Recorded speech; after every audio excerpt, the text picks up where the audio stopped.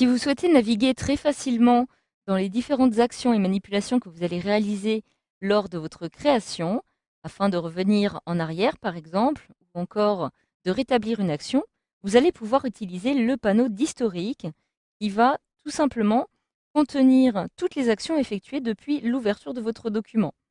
Donc en effet, ce panneau historique est présent tout simplement en haut à droite de votre logiciel. Vous le retrouvez ici. Si jamais celui-ci n'apparaît pas, il vous faut tout simplement vous rendre dans le menu Fenêtre et vérifier que celui-ci apparaît bien coché. Si je le décoche, c'est qu'il n'est pas apparent. Je me rends à nouveau dans Fenêtre, puis je clique dessus pour le faire apparaître à nouveau.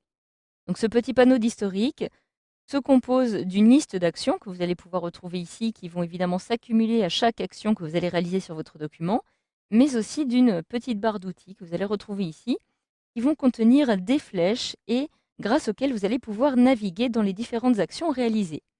Alors, dans ce module de formation, je vous propose ici de découvrir comment utiliser l'historique dans Paint.net. Alors actuellement, j'ai ouvert tout simplement une nouvelle image, format 800 par 600, et cela est évidemment apparu dans l'historique. Si maintenant je souhaite importer par exemple une photo dans cette image, il me suffit de me rendre dans le menu Calque, puis importer à partir d'un fichier.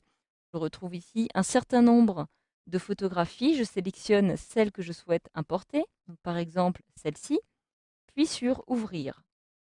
Automatiquement, j'ai mon image qui a été importée et cela a évidemment modifié mon image actuelle qui était au préalable de 800 par 600.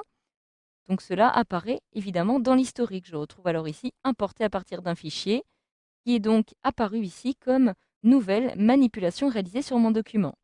Maintenant, je souhaite revenir à l'image précédente, donc l'image de 800 par 600 avec un fond blanc. Vous voyez ici que j'ai désormais les petites flèches présentes dans la barre d'outils qui n'apparaissent plus grisées, du moins celles qui me permettent de revenir en arrière.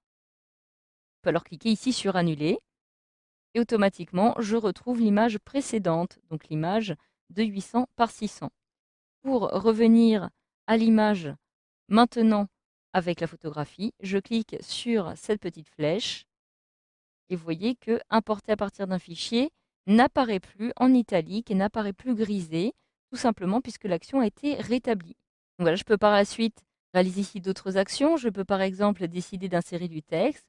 Donc je clique ici et je saisis mon texte. Donc par exemple, les réseaux sociaux. Mon texte est un petit peu trop petit pour l'instant. Je peux réaliser un CTRL A pour le sélectionner dans son intégralité. Alors vous voyez, je l'ai même fait 3 fois. Donc j'ai ici les 3 manipulations qui apparaissent.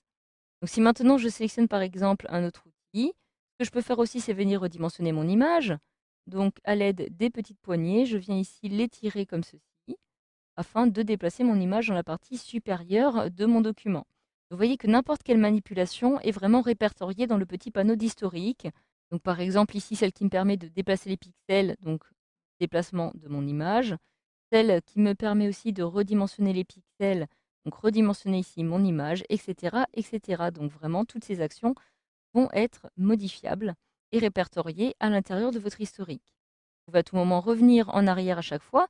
Donc au lieu de cliquer sur les petites flèches qui se trouvent ici, vous pouvez retrouver cette même flèche qui vous permet d'annuler en cliquant ici, ou encore de rétablir.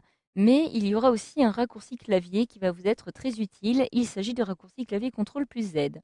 Donc en effet, si vous rendez dans Édition pour sélectionner Annuler, vous avez ici CTRL plus Z. Donc je clique ici. Je peux maintenant réaliser plusieurs CTRL plus Z. Et vous voyez qu'à chaque fois, je retrouve l'étape précédente, ce qui me permet de revenir en arrière.